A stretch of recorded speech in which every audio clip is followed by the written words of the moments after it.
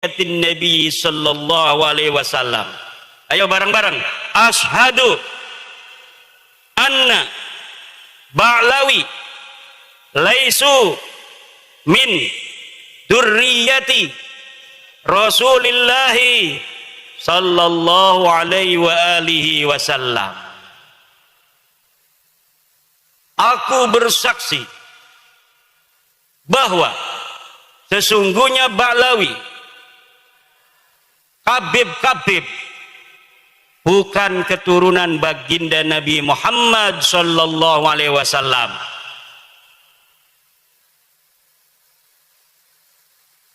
Dan ini bisa dipertanggungjawabkan secara ilmiah, zahiran wa batinan, dunia wa ukhra, di dunia dan di akhirat. Kenapa? Karena ini berbasis metodologis, epistemologis yang jelas. Dari kitab nasab yang sudah ditulis para kiai, para ulama masa lalu. Dari mulai abad ketiga Hijriah sudah ada kitab nasab. Abad keempat Hijriah sudah ada kitab nasab. Keturunan Nabi semuanya itu dicatat, Bu. Rapi pencatatannya dari masa lalu. Tetapi tidak ada yang mengkonfirmasi leluhur Ba'lawi para Habib ini yang ada di abad keempat Hijriah yang namanya Ubaidillah. Tidak ada satupun ahli nasab yang kitabnya sekarang bisa kita baca itu di internet, karena zaman ini zaman kita bisa mengakses semua kitab-kitab masa lalu.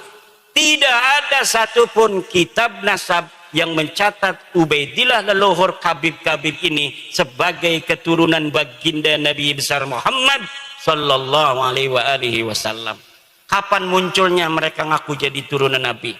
Padahal leluhurnya katanya lahir di abad keempat Hijriah. Mereka ngakunya baru tahun 895 Hijriah. 550 tahun setelah keberadaan orang yang diaku. Yang setelah kita lihat kitab-kitab sebelum abad 9 ini tidak ada yang mencatat mereka sebagai keturunan Nabi. Kalau kitab setelah mereka mengaku dikarang oleh mereka. Mereka mengarang kitab Al-Burqatul Musiqah tahun 895 mencatat kami turunan Nabi. Ada kitabnya sampai sekarang bisa kita baca. Nanti di abad 10 ada lagi kitab yang mereka karang, namanya kitab Tuhfatut Talib. Mereka mencatat kami turunan Nabi, ada kitabnya. Abad ke-9 Hijriah ada, 10 Hijriah ada, 11 Hijriah ada dicatat. 12 Hijriah ada, 13 Hijriah ada, 14 Hijriah juga ada, sampai sekarang ada. Mereka dicatat turunan Nabi. Tapi mulai dari abad mereka mengaku, sebelumnya tidak sama sekali dicatat mereka sebagai keturunan Nabi. Leluhur mereka yang katanya wali, faqih, muqaddam, sahib, mirbat, semuanya tidak terkonfirmasi sebagai keturunan Nabi.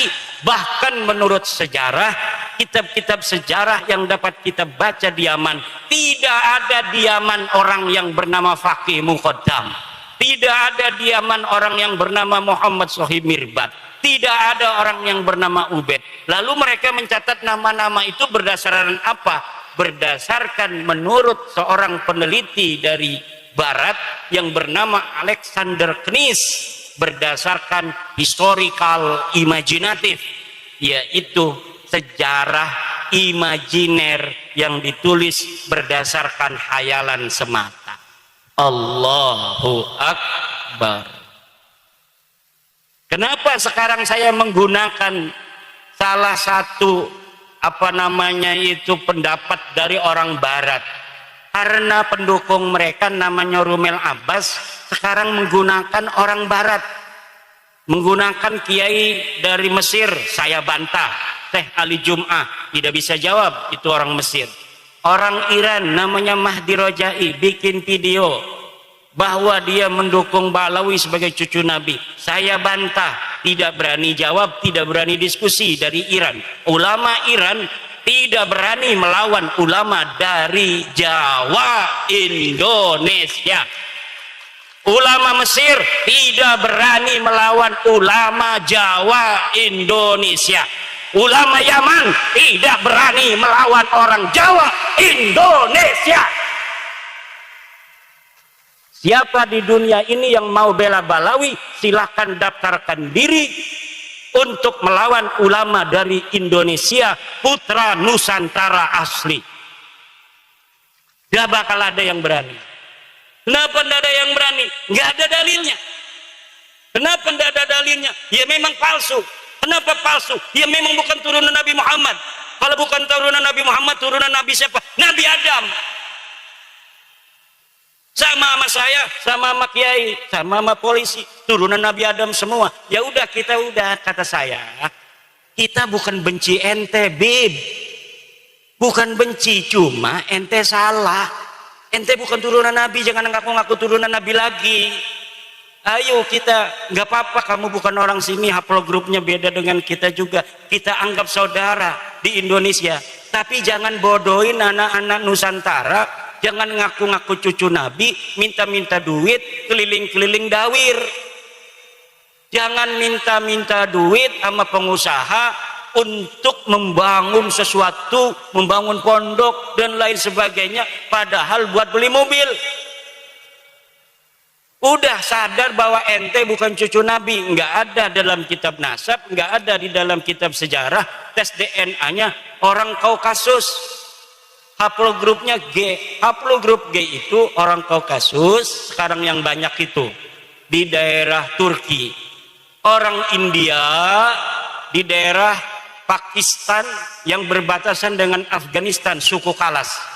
Ini Ba'lawi ini miripnya dengan orang suku Kalas di India, daratan India. Sekarang masuk ke Pakistan. Makanya wajahnya mirip wajah India. Dan siapa namanya itu? Reporter dari Ba'lawi perempuan, Najwa Shihab, itu telah dites DNA 48% DNA-nya orang India. DNA-nya Najwa Shihab itu silakan lihat di Google, 48% orang India. Saya cari orang India yang garis lakinya itu haplogrup G, itu suku apa? Suku Kalas yang ada di India dan suku Paswan yang ada di India. Mereka mempunyai keunikan tersendiri. Jadi haplogrup G ini punya satu keunikan. Dulu ketika mereka masuk agama Yahudi di abad 10 Masehi, mereka mengaku keturunan Nabi Ishak yang ke-13. Ketika mereka ada di India, di Kalas, di dataran Pakistan sekarang, mereka mengaku keturunan Alexander Agung. Ketika ada di India beragama Hindu, mereka di suku Paswan mengaku sebagai keturunan daripada Dursusana. Ketika di Islam di Indonesia dan di Yaman, mereka mengaku sebagai keturunan baginda Nabi besar Muhammad sallallahu alaihi wasallam. Kayaknya haplogrup G ini kalau dia agama Kristen ngaku sebagai anaknya Yesus Kristus. Untung Nabi Isa nggak punya istri, nggak punya anak. Kalau Nabi Isa itu diriwayatkan punya anak, mereka banyak yang akan masuk Kristen mengaku sebagai keturunan Yesus Kristus. Sayangnya Yesus nggak punya anak. Di Indonesia mereka nyangkol-nyangkol juga kepada pahlawan-pahlawan Indonesia. Ada yang mengaku keturunan Hamengkubuwono. Ada yang mengaku sebagai keturunan Sunan Giri. Jalur lakinya kami dari Balawi, jalur perempuannya dari Sunan Gunung Jati. Ada yang ngaku ke Banten. Kebetulan saya ini salah satu nasabah di Banten sejak 2012. Jadi sudah agak hafal seluruh keturunan-keturunan Sultan Banten dan di mana adanya komunitas keturunan Sultan Banten. Ada seorang Balawi ngaku keturunan Sultan Banten dari ibunya katanya. Dari siapa? Dari Pangeran Mesir bin Sultan Ageng Tirtayasa. Saya langsung hubungi keturunan Sultan Mesir yang ada di Pontang. dekat dengan Kresek, masuk Kabupaten Serang. Betul nggak ada susunan nasab seperti ini yang dari keluarga Pangeran Mesir? Ini bohong Kiai, ini palsu, palsu. Mereka mengaku keturunan Jogja dari Hamengkubuwono II. Saya teliti, saya konfirmasi kepada peneliti nasab di Jogja, palsu. Ngaku Sunan Giri, palsu. Ngaku apa saja, ngaku kiai, ngaku ulama. Masa ulama nggak suruh baca kitab dari kiri ke kanan? Selama ini yang dibicarakan berarti bukan berdasarkan ilmu, berdasarkan hafalan anak-anak mau tampil pidato itu. Mau tampil pidato dia hafalin gitu, tapi ndak mondok, sehingga dia nggak paham. Ilmu itu bukan apa yang dihafal, tapi apa yang dipahami di dalam sukma, sehingga menjadi kebijaksanaan untuk menentukan sebuah hukum Allah Subhanahu wa ta'ala berdasarkan Al-Quran, Al-Hadis, kemudian dialaqahkan dengan wakil kejadian yang menyertainya. Itu namanya alim, namanya kiai. Itu kiai kita itu kenapa kiai kita itu pada tawadhu? Karena ilmunya itu rasikhun fi qulubihim, ilmunya masuk ke relung-relung jiwa, relung-relung hati mereka. Semakin banyak ilmunya kiai, semakin tunduk kayak padi.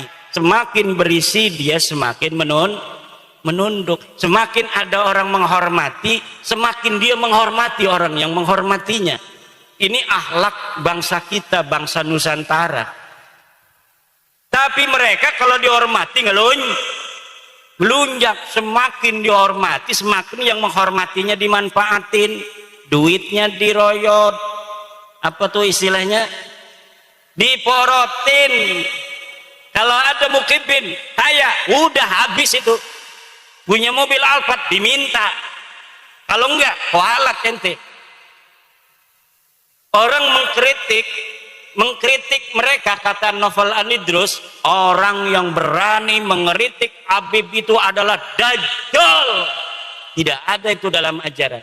Orang yang mengkritik Rasulullah aja, Rasulullah nggak pernah bilang yang mengkritik beliau itu dajjal. Sahabat beberapa kesempatan diriwayatkan pula itu bermusyawarah dengan Rasul, bertanya, wahai Rasul, apakah pendapatmu ini berdasarkan wahyu, apakah berdasar pendapatmu sendiri? Kalau berdasarkan wahyu kita harus ikuti. Kalau berdasarkan pendapatmu, bolehkah kami memberikan masukan apa yang seharusnya kita lakukan dalam perang ini? Itu aja Rasulullah, apalagi manusia biasa. Manusia biasa itu Bapak Ibu, kalamuhu yuraddu wa yuqbalu qauluhu illa sahibah hadal qabri. Kalimatnya, kata-katanya, pendapatnya itu boleh diterima, boleh ditolak, illa sahibah hadal qabri, kecuali baginda Nabi besar Muhammad. Lalu ajaran yang mengatakan orang mengkritik Habib itu adalah dajjal dari mana? Kalau bukan dari ajaran Islam. Mungkin mereka punya ajaran agama lain yang tidak ada dalam ajaran agama kita. Dalam agama kita, inna akramakum indallahi atqakum. Seluruh manusia itu sama. Sesungguhnya orang yang paling mulia di antara kalian adalah orang yang paling bertakwa. Kata mereka yang paling mulia adalah kabaib. Walaupun tidak ibadah, walaupun tidak sholat, walaupun tidak alim, mereka tetap mulia karena kemuliaan mereka adalah zat. Sedangkan orang alim, kiai, polisi, presiden, itu sifat kemuliaannya. Kalau dia sudah tidak jadi presiden, dia tidak mulia lagi. Kalau kiai gila, katanya tidak mulia lagi. Tapi kalau kabaib, dia gila, tetap dia mulia. Kenapa? Karena di dalam dirinya ada darah Rasulullah. Dulu tuh nggak laku lagi, Beb. Jangan ngomong-ngomong itu lagi. Nanti diketawain orang Banjarnegara. nanti diketawain orang Purbalingga, nanti diketawain anak-anak Nusantara. Anak Nusantara hari ini sudah tahu ente bukan turunan Nabi. Kalau ente ngomong dengan ilmu kita terima, tapi kalau ente ngomong lagi dengan doktrin-doktrin, tidak ada lagi tempat bagimu, karena bangsa Indonesia hari ini sudah cerdas, sudah mempunyai pencerahan bahwa sesungguhnya kemuliaan manusia di mata Allah hanyalah berdasarkan takwa, bukan berdasarkan nasab. Setuju, Bu? Siapapun, anak siapapun bisa jadi apapun di negara kita yang tercinta Indonesia. Siapa anak-anak dari kampung ini di atas hutan yang pengen jadi presiden Indonesia, sekolah. Dia harus sekolah di MTS, dia harus punya ijazah aliyah, dia harus kuliah. Nanti lulus kuliah bikin partai politik, nanti calon presiden. Semuanya bisa asal punya partai. Betul? Ini kemuliaan agama Islam sama ibu-ibu dengan kemuliaan yang diatur oleh Pancasila.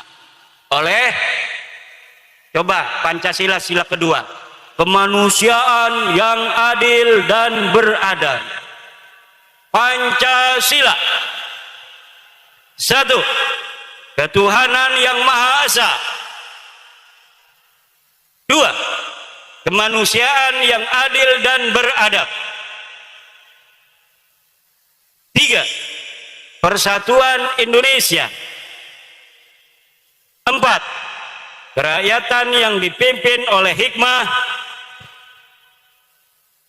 kebijaksanaan, permusyawaratan, perwakilan.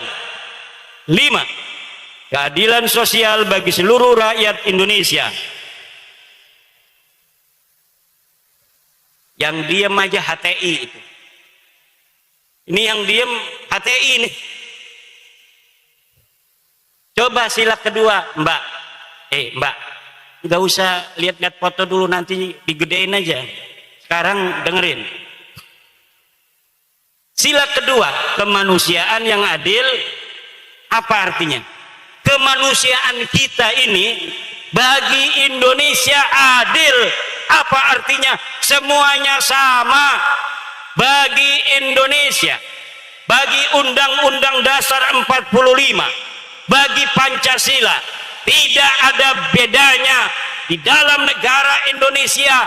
Dia yang bernasab turunan raja, dia yang bernasab turunan nabi, dia yang bernasab turunan wali songo, dia yang bernasab turunan tukang jahit, dia yang bernasab turunan TNI, dia yang bernasab turunan petani, pedagang, pendeta, kiai. Di depan Indonesia semuanya sama, anak-anak Indonesia.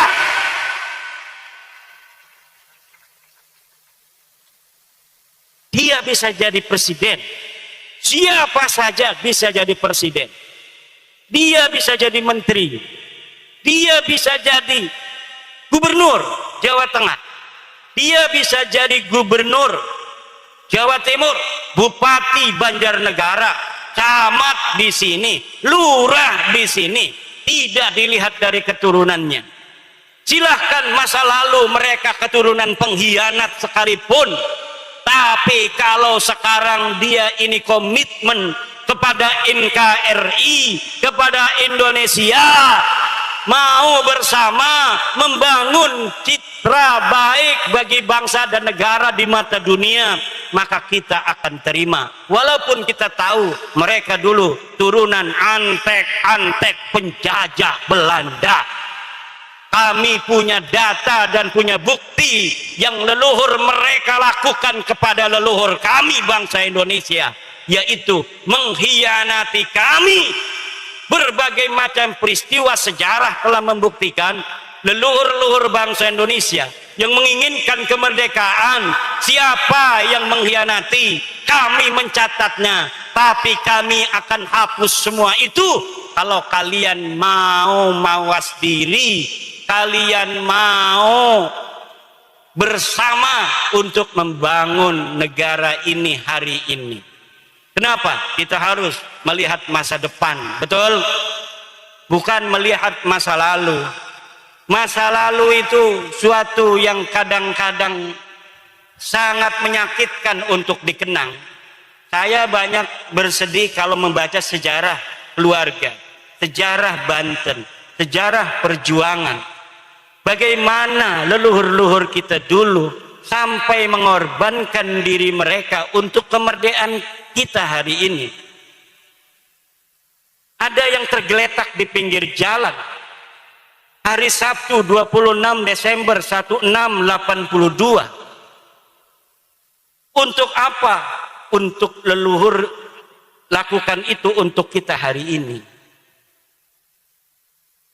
Tapi banyak yang leluhurnya sebagai antek-antek penjajah kemudian mencatatkan nama mereka sebagai pahlawan.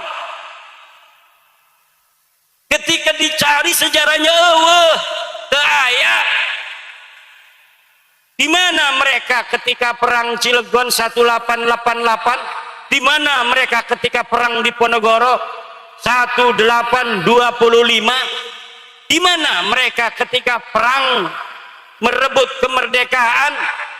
Di mana mereka ketika perang mempertahankan kemerdekaan? Ketika masyarakat Surabaya 10 November 45 mati berkalang tanah, di mana mereka berada? Tidak ada satupun dokumen yang menyatakan Bahlawi ada di sana. Tidak ada. Tapi kita tidak akan mengungkit-ungkit masa lalu. Kita menatap masa depan, hari ini dan masa depan. Ayo kita bersama. Jangan ngaku turunan Nabi, jangan merasa paling mulia, karena memang kamu tidak mulia. Tidak ada yang pantas kamu banggakan. Kamu ngaku turunan Nabi, bukan turunan Nabi. Kamu mengaku orang berilmu, bukan orang berilmu. Wani ngadu. Kamu ngaku sebagai orang soleh, tidak soleh. Banyak yang kemarin ketangkep itu ngebegal motor, betul? Tukang malak-malak kiai, malak-malak orang. Apa yang kamu banggakan? Tidak ada yang pantas kamu banggakan di tanah Indonesia ini. Yang harus kamu lakukan, didik anakmu, suruh mondok kepada kiai-kiai biar pinter. Nanti biar dia yang merubah sejarahmu menjadi sejarah yang baik untuk bangsa dan negeri ini. Amin ya Rabbal. Itu saja kalau saya. Enggak kayak PWI. Kalau PWI lebih gawat dari saya. PWI itu gawat lebih dari saya. PWI itu luar biasa semangatnya, ini ketuanya nih. Ketua PWI ini semangatnya luar biasa, galak. Kenapa? Dulunya dia akalin melulu, dulunya dibohongin, banyak dibohongin, jadi sekarangnya muara itu. Makanya kalau saya jangan tolak-tolak orang datang. Saya ini pribadi saya, karena organisasi ini milik banyak orang, jadi pendapat saya itu harus nurut banyak orang. Kalau bagi saya, siapa saja Bahlawi mau kemana saja persilakan saja. Kalau ada yang mau masih mau jadi kibin. Kalau kita tidak setuju, ngomong tidak setuju. Tapi cukup tidak setuju saja. Tapi di Jawa Timur, Jawa Tengah, kalau sudah tidak setuju, pokoknya ente aing mah karasan geus ieu cenah ieu aing ieu sakit ieu. Nah makanya kita tidak bisa untuk memutuskan organisasi berdasarkan keinginan saya, tidak. Makanya ya walaupun kita tidak setuju karena itu keputusan organisasi otoritas daerahnya masing-masing, silakan saja sepanjang tidak mengganggu kepentingan publik, tidak mengganggu negara, tidak mengganggu agama.